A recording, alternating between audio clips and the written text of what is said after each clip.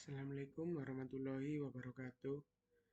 Perkenalkan, nama saya Muhammad Darul Mansyah dengan NIM 230601110076.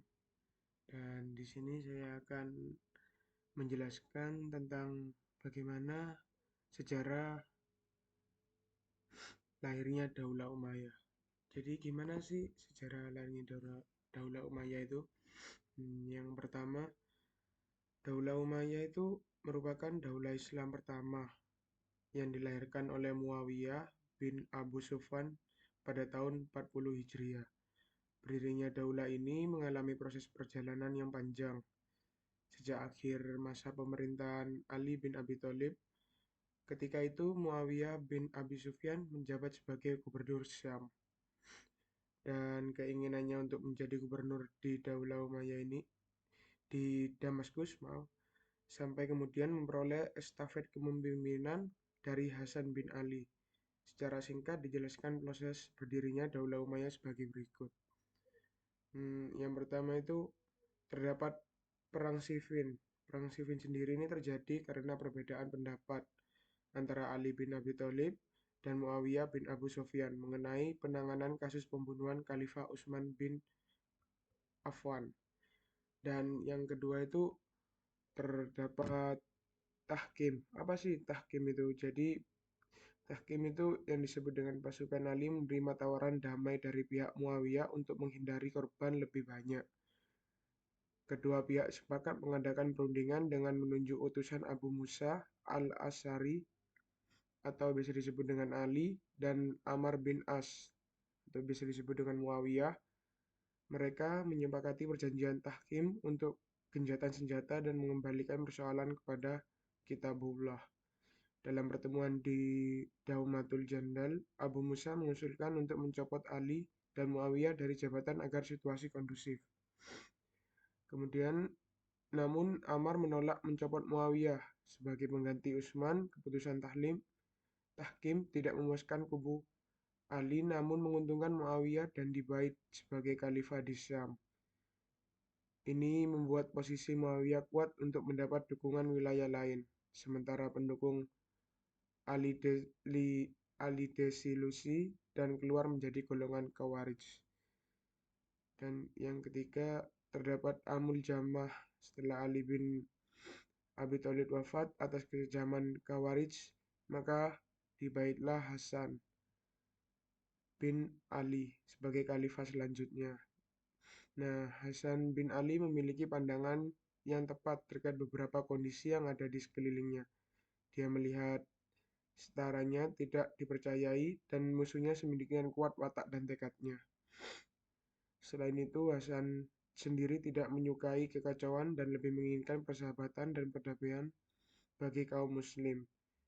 Maka dia tidak memiliki pilihan yang lebih bijak untuk diri dan umatnya selain turun dari jabatannya, membuat perjanjian damai dengan sejumlah syarat yang dapat disetujui oleh kedua belah pihak. Lalu dia menuliskan perbaikannya kepada Muawiyah dan menyerahkan kota Kufah kepada Muawiyah pada akhir Rabiul Awal 41 Hijriah.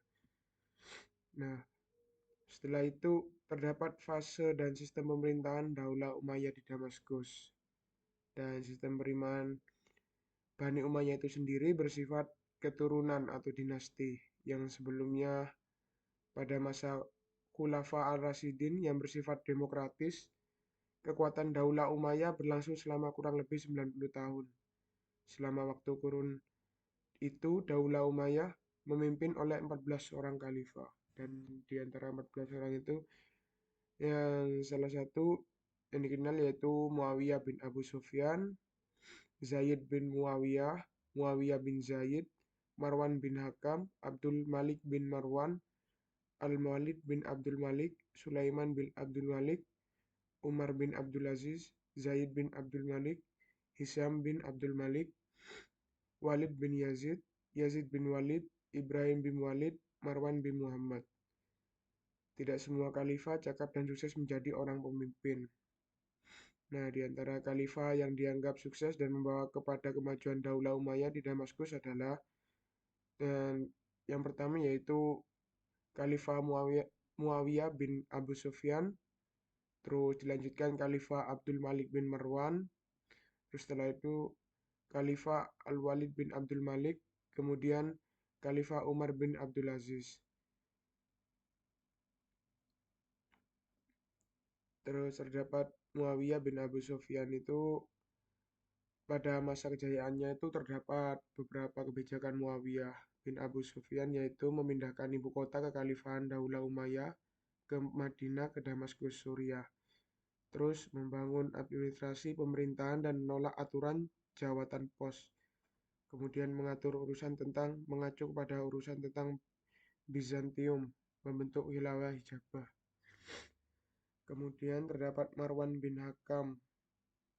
Pada masa kejayaannya itu memiliki kebijakan-kebijakan tersendiri dari Marwan bin Hakam, yaitu antara lain mengangkat putranya Abdul Aziz sebagai gubernur di Syam, terus meredam gerakan-gerakan di berbagai wilayah yang menghambat stabilitas pemerintahannya, diantaranya gerakan Abdullah bin Zubair di Hijaz, gerakan Musbah bin Zubair di Palestina, gerakan di Syam yang hendak mengangkat Khalid bin Zaid sebagai khalifah.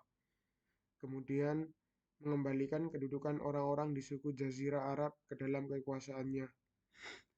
Terus mengalahkan gerakan Khawarij dan Syiah. Setelah itu terdapat Abdul Malik bin Marwan dan dilanjutkan yang terakhir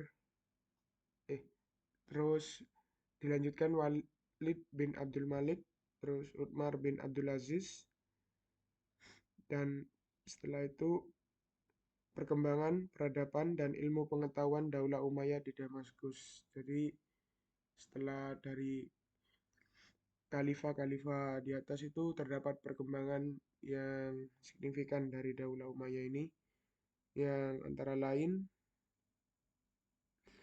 di bagian aspek ilmu agamanya. Terus yang kedua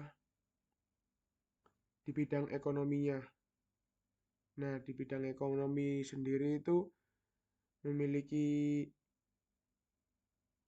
apa? Seperti contohnya itu dieksploitasi sumber daya ekonomi semakin besar seiring perluasan wilayah, kemudian biaya operasional provinsi dipenuhi dari pasukan lokal. Dan terdapat juga kemajuan di bidang kotanya. Di kota Damaskus sendiri menjadi pusat pemerintahan sejak masa Muawiyah, memiliki 8 pintu gerbang dengan menara tinggi, dipercantik dengan fasilitas umum pada masa Al-Walid. Terus di kota Khairawan juga dibangun oleh Gubernur Afrika Utara, Ubah bin Nafi Al-Fihri, berfungsi sebagai benteng pertahanan pasukan Muslim. Nah, di situ letaknya jauh dari pantai untuk menghindari serangan Romawi. Kemudian di sini terdapat kemunduran Daulah Umayyah di Damaskus.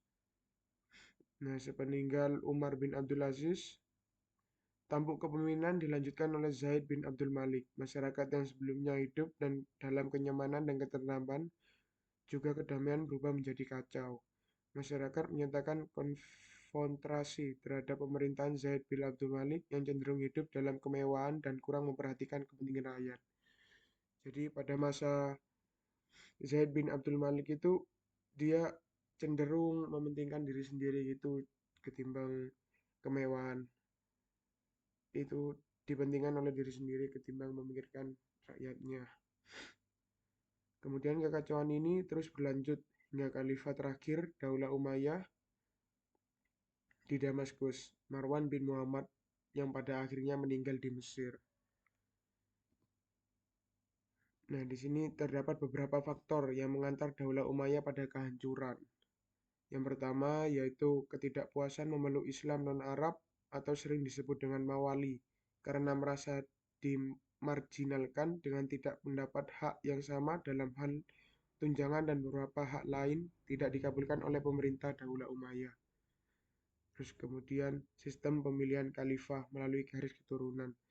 Jadi di sini dijelaskan apa itu pemilihan khalifah melalui garis keturunan atau disebut dengan monarki Bredisties. itu merupakan suatu yang baru bagi bangsa Arab. Sistem ini pada praktiknya sering menyebabkan terjadinya persaingan yang tidak sehat untuk berebut kekuasaan di kalangan keluarga. Terus terjadinya persampaian antara kelompok suku Arab Mudariyah Arab Utara dan suku Arab Himyariyah atau Arab Selatan. Kemudian konflik-konflik dari beberapa golongan. Yang terakhir itu menguatkan kekuatan Abbasiyah dari keturunan Bani Syam. Jadi Daulah Umayyah ini merupakan dinasti Islam pertama yang berdiri pada tahun 661 Masehi di Damaskus atas prakarsa Muawiyah bin Abu Sufyan. Setelah melalui serangkaian peristiwa seperti Perang Siffin, Tahkim, hingga kesepakatan damai dengan Hasan bin Ali atau Amul Jamah, kemudian kekuasaan Daulah Umayyah berkembang ke Andalusia di kota Spanyol pada tahun 756 Masehi, dipelopori oleh Abdurrahman bin Tahlil. Pada masa kejayaannya, Daulah Umayyah berhasil melakukan ekspansi wilayah kekuasaan yang sangat luas, mencakup 3 benua besar yaitu Asia, Afrika, dan Eropa. Tidak hanya wilayah, kemajuan peradaban dan ilmu pengetahuan juga mengalami puncaknya. Kemudian baik di Damaskus maupun Andalusia. Kemajuan tersebut meliputi bidang administrasi pemerintahan, ekonomi, pembangunan kota, dan ilmu agama, arsitektur, seni, sastra, dan berbagai disiplin ilmu lainnya. Namun, pada akhirnya Daulah Umayyah mengalami kemunduran dan berakhir pada tahun 1031 Masehi di Andalusia karena faktor internal seperti konflik persaingan kekuasaan, faktor eksternal seperti serangan dari kekuatan Kristen yang ingin menguasai kembali wilayah Andalusia, dan kekuasaan Umayyah berakhir lebih dulu pada tahun 750 Masehi, kemudian digantikan oleh Daulah Abbasiyah. Baik, cukup. Serasa itu dari saya, kurang lebihnya mohon maaf, dan saya tutup. Wassalamualaikum warahmatullahi wabarakatuh.